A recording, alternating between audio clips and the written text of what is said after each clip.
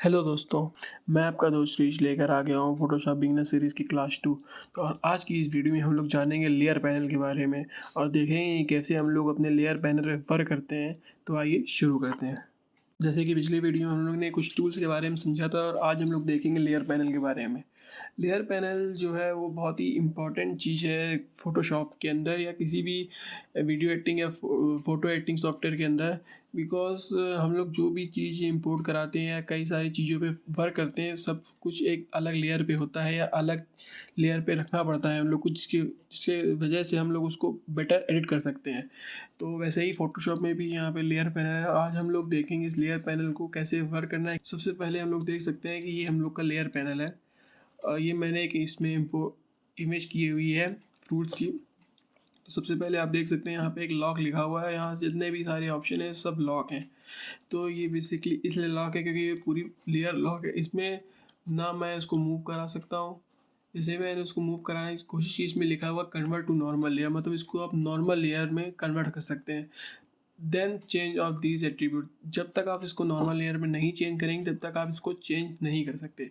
तो background layer में हम लोग कोई भी चेंज नहीं कर सकते। तो सबसे पहले हम लोग को इसको नॉर्मल लेयर पे ओपन करना होगा। तो नॉर्मल लेयर पे ओपन करने के लिए हम लोग को ये लॉक जो है इस पर एक बार प्रेस करना है लेफ्ट माउस बटन से और ये सारे ऑप्शन ओपन हो जाएंगे। इसका मतलब है कि ये नॉर्मल लेयर बन चुकी है। अब मैं हम लोग इसको मूव करा सकते हैं, इसमें कोई भी चीज़ ड्रॉ कर सकते हैं। देखिए जैसे, तो ये हम लोग की नॉर्मल लेयर बन चुकी है। तो सबसे पहले देखते हैं कि क्या होता है लेयर के अंदर। लेयर के अंदर सबसे पहले हम लोग कोई भी वर्क, जैसे मैंने पहले भी वीडियो में आपको बताया था, आपको कोई भी वर्क करना है तो उसके लिए हम लोग को नई लेयर लेनी पड़ेगी। तो नई लेयर लेने के लिए सबसे पहले यहाँ पे एक ऑप्शन है, ये जैसे ये देख सकते हैं क्रिएट अ न्यू लेयर। यहाँ से भी आप लेयर ले सकते हैं और डिलीट से इसको डिलीट भी कर सकते हैं, ऐसे भी डिलीट कर सकते हैं प्रेस करके, या इसको मूव करके ऐसे भी डिलीट कर सकते हैं।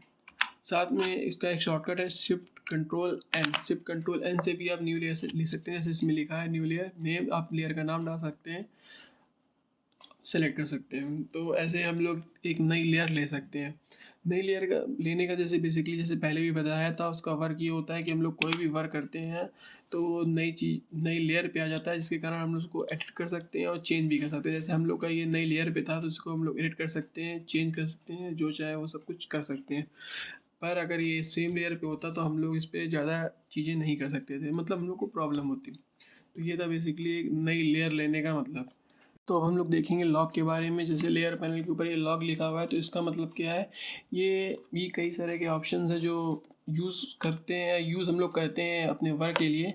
तो सबसे पहले ट्रांसपेरेंट लॉक को देखते हैं। ट्रांसपेरेंट लॉक को देखने के लिए फिर से हम लोग एक नई लेयर ले लेंगे, इस पर एक मार्की टूल से सिलेक्शन कर लेंगे और इसमें कलर फिल कर लेंगे।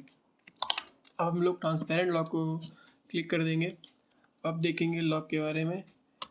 इसका बेसिकली वर्क ये होता है, हम लोग जिस भी लेयर को ट्रांसपेरेंट लॉक कर देते हैं फिर उसमें हम लोग जो भी कलर या जो भी चेंजेस करना चाहते हैं डायरेक्ट सिर्फ उसी लेयर पे होते हैं। जैसे कि मैंने वाइट कलर ले रखा है इसलिए समझ में नहीं आ रहा है, मैं एक्स करूँगा इन्वर्ट के लिए तो जो वाइट है वो ब्लैक हो जाएगा, जो ब्लैक है वो वाइट हो जाएगा। हम लोग यहाँ से भी इसको इन्वर्ट कर सकते हैं। आप देखिए जो जिस लेयर को मैंने सेलेक्ट कर रखा है उस पर ही चेंज हो रहा है। बैकग्राउंड लेयर पे कोई चेंज नहीं हो रहा है क्योंकि मैंने उसको सेलेक्ट नहीं किया है। तो जिस भी लेयर को हम लोग सेलेक्ट करेंगे उसमें ये चेंजेस होंगे। तो ये था बेसिकली ट्रांसपेरेंट लॉक का मतलब, जो भी चीज़ हम लोग सेलेक्ट करेंगे उस पर ही चेंजेस होंगे। नेक्स्ट हमारे पास आ रहा है इसका सेकंड लॉक। तो सेकंड लॉक के लिए फिर से हम लोग एक नई लेयर ले लेंगे, फिर से इसमें कुछ ड्रॉ करेंगे, कलर फिल कर लेंगे और अब देखेंगे सेकंड लॉक के बारे में। तो इसका ये है ड्रॉ लॉक। इसको हम लोग लॉक करने से फिर से देख सकते हैं इसमें लॉक लग गया है। अब हम लोग अगर इसको मूव कराना चाहते तो ये मूव हो जाएगा, पर इसमें अगर हम लोग ब्रश करेंगे तो ब्रश नहीं होगा क्योंकि इसमें साफ साफ लिख के आ रहा है could not use the pencil because the layer is lock. तो इसमें कोई भी चेंजेस नहीं होंगे या कोई भी फर्क नहीं होगा बिकॉज ये लेयर लॉक है। तो इसलिए सिर्फ हम लोग इसको मूव करा सकते हैं, इसकी पोजीशन चेंज कर सकते हैं, ये सब कर सकते हैं बेसिकली ड्रॉ लॉक में। नेक्स्ट लॉक के बारे में आते हैं। तो वर्क होता है वो बेसिकली ये होता है कि हम लोग लॉक पोजीशन कर देते हैं। लॉक पोजीशन करने का मतलब है हम लोग इसको कहीं भी मूव नहीं करा सकते, हम लोग इस पर कोई भी वर्क नहीं कर सकते। जैसे मैंने ब्रश लिया यहाँ से लीव शॉर्टकट करके, तो आप देख सकते हैं मैं यहाँ फिल कर रहा हूँ पर फिल नहीं हो रहा है। इन्वर्स ब्लैक भी कर रहा हूँ तो भी यहाँ ब्लैक नहीं हो रहा है, ना ही ये मूव हो रहा है। तो बेसिकली लॉक पोजीशन का मतलब यही होता है कि हम लोग इसको लॉक कर सकते हैं और बाकी लेयर पे अपना काम कर सकते हैं। तो इससे हम लोग को जो भी हम लोग का काम पहले से है उसमें डिस्टर्बेंस नहीं होगा और हम लोग का वर्क भी साफ साफ होता रहेगा। तो ये था बेसिकली लॉक पैनल का मतलब। साथ में आप देख सकते हैं कि ये मैंने एक दूसरा ऑब्जेक्ट ले रखा है, यहाँ पे आ रहा है, इस पर हम लोग क्लिक कर रहे हैं तो ये लिख के आ रहा है स्मार्ट ऑब्जेक्ट। तो स्मार्ट ऑब्जेक्ट क्या है, तो बेसिकली हम लोग देखेंगे स्मार्ट ऑब्जेक्ट के बारे में। तो स्मार्ट ऑब्जेक्ट पे हम लोग कोई भी डायरेक्टली ऐसे वर्क नहीं कर सकते, तो इसको हम लोग को रास्टराइज करना पड़ता है।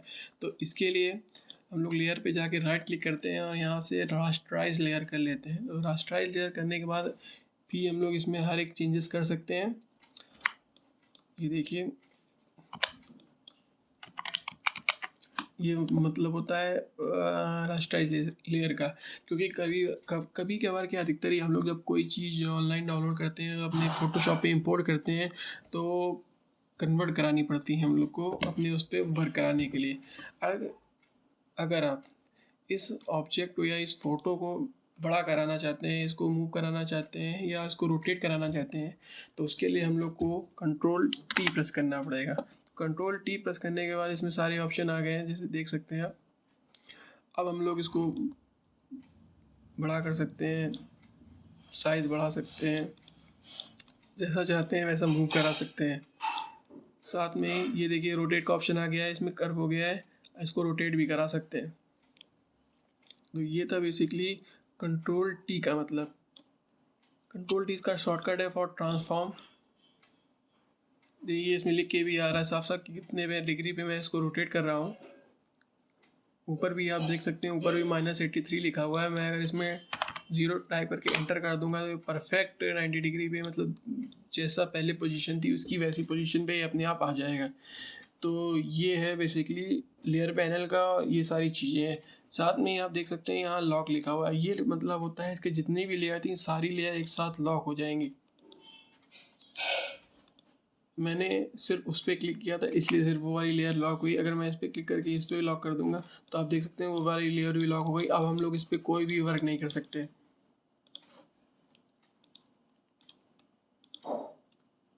ये देखिए दोनों लेयर सेलेक्टेड है, मैंने लॉक कर दिया।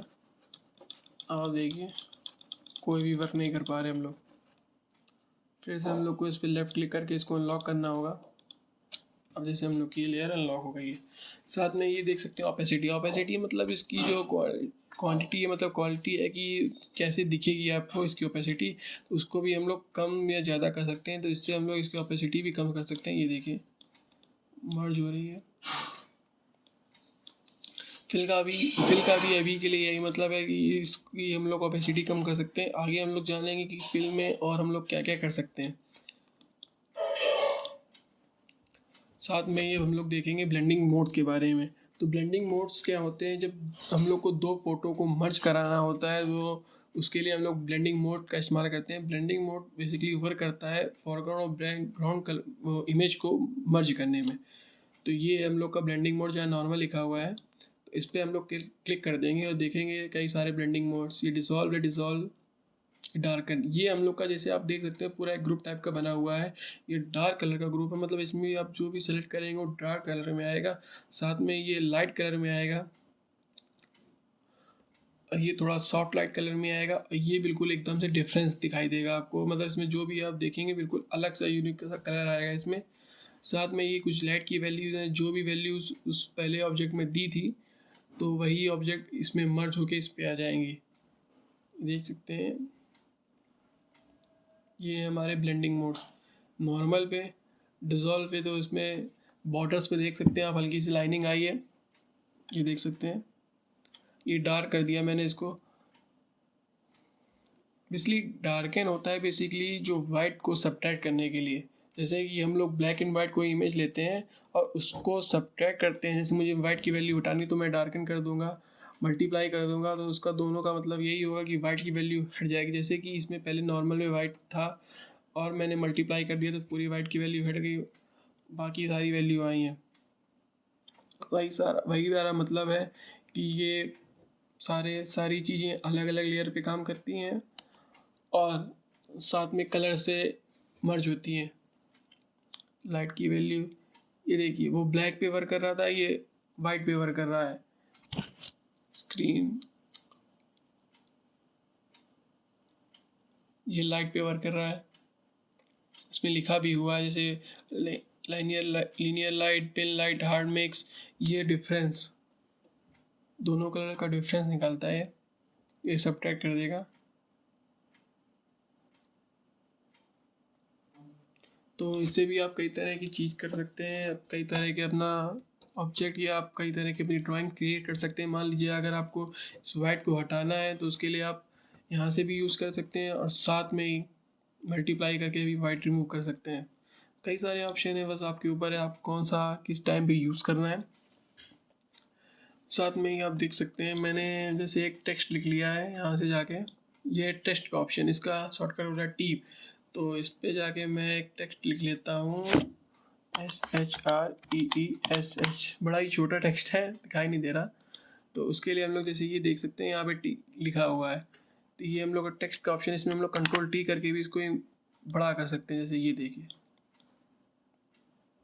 कई सारे ऑप्शन है, कंट्रोल टी करके भी बड़ा कर सकते हैं। तो इसको हम लोग कंट्रोल टी करके भी बड़ा कर सकते हैं। और साथ में इसमें कैरेक्टर का ऑप्शन भी आता है जो पूरा इसी टेक्स्ट के पैनल पे वर्क करता है। जैसे कि आप देख सकते हैं यहाँ ए लिखा हुआ है, साथ में कैरेक्टर लिखा हुआ है, तो इस पर क्लिक करेंगे तो ये भी जितने भी हमारे पैरामीटर्स हैं वो सिर्फ टेक्स्ट पे काम करते हैं। जैसे कि देख सकते हैं यहाँ इस पे टी लिखा हुआ है, तो इसका सेट फॉन्ट साइज जैसे लिखा हुआ है, तो इसका फॉन्ट साइज जैसे 505 है। मैं फिर से इसमें कंट्रोल टी करके इसको इंक्रीज़ करना चाहूँगा, जैसे मैं फिर कर देता हूँ, एंटर किया, अब आप देख सकते हैं 786 हो गया। तो यहाँ से भी आप इंक्रीज कर सकते हैं। साथ में ये भी कई सारे ऑप्शन हैं, जब मैं पूरा टेक्स्ट के बारे में सब कुछ आपको बताऊंगा तब जानेंगे इसके बारे में। यहाँ से हम लोग इसका कलर चेंज कर सकते हैं। अब हम लोग आते हैं लेयर पैनल के बारे में, क्योंकि ये हम लोग ने बेसिकली आपको बताया था लेयर के लिए। तो मैंने इसकी लेयर नीचे कर दी, तो आप देख सकते हैं कि वो चला गया नीचे। साथ में अगर मैं कभी कभार ऐसा होता है कि हम लोग कई लेयर पे वर्क करते हैं और हम लोग को देखना होता है कि हम लोग की टेक्स्ट लेयर कौन सी है, हम लोग की वेक्टर लेयर कौन सी है, और हम लोग ने जिसमें इफेक्ट यूज़ किया है वो वाली लेयर कौन सी है।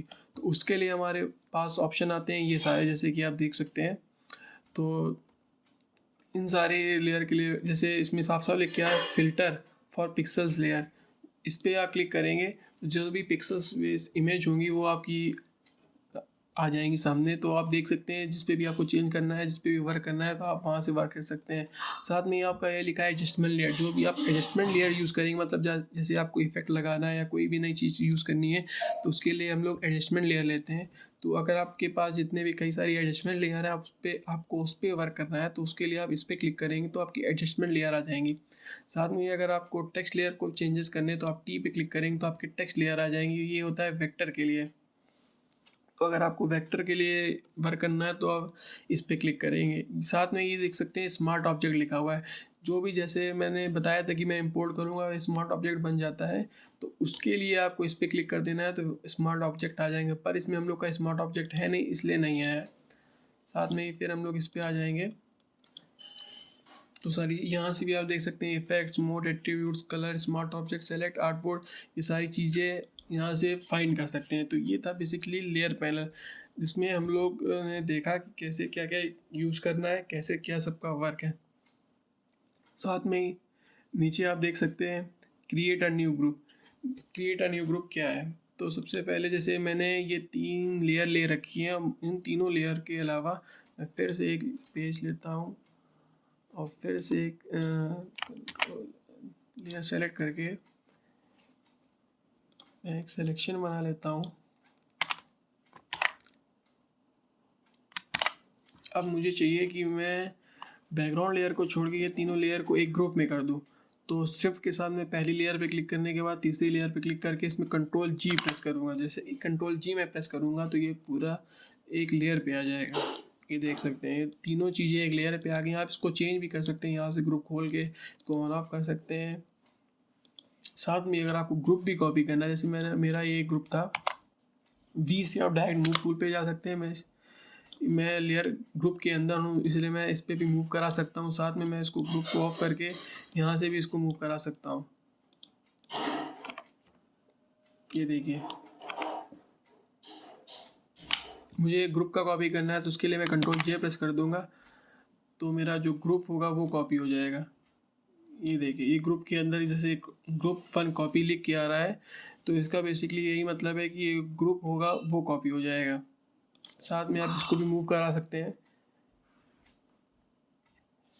ये मैंने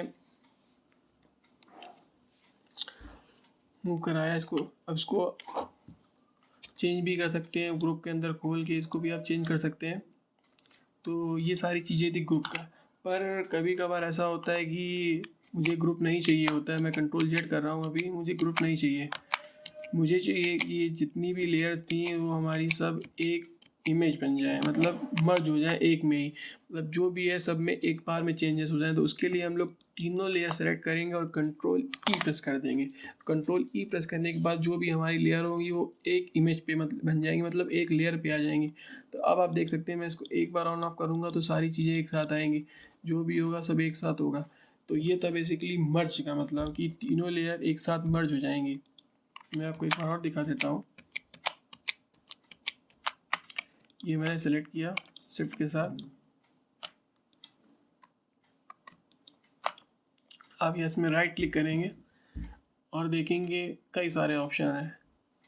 डुप्लीकेट लेयर, इससे आप डुप्लीकेट कर सकते हैं, इसे डिलीट कर सकते हैं, इससे आप एक्सपोर्ट कर सकते हैं पीएनजी में, इससे आप आर्टबोर्ड बना सकते हैं, इससे आप स्मार्ट ऑब्जेक्ट क्रिएट कर सकते हैं, इससे आप एक लेयर को दूसरी लेयर पे लिंक कर सकते हैं, इससे जैसे मैंने बताया था स्मार्ट ऑब्जेक्ट से रास्टराइज कर सकते हैं, फिर उस पर वर्क कर सकते हैं, convert to shape, horizontal vertical move करा सकते हैं। कई सारे ऑप्शंस हैं, जैसे आप देख सकते हैं कलर चेंज कर सकते हैं। तो ये था बेसिकली, राइट क्लिक करके जो आपको चेंज कराना है आप वहाँ से भी करा सकते हैं। साथ में आप देख सकते हैं ऊपर ब्लेंडिंग ऑप्शन लिखा हुआ। ब्लेंडिंग ऑप्शन इसलिए नहीं आ रहा क्योंकि हम लोग ने कई सारी लेयर सेलेक्ट कर रखी हैं, तो हम लोग को डायरेक्ट ही कंट्रोल ई कर देना है। कंट्रोल ई करने के बाद डायरेक्ट ही ये तीनों चीज़ें एक साथ मर्ज हो जाएंगी और पूरा एक लेयर पे बन जाएंगी। इसको कॉपी करना है, फिर से हम लोग कंट्रोल जे करेंगे, इसको मूव करा देंगे। तो ये था हम लोग का बेसिकली लेयर पैनल का मतलब। तो आज के इस वीडियो में इतना ही, और बने रहिए मेरे साथ नए वीडियो तक।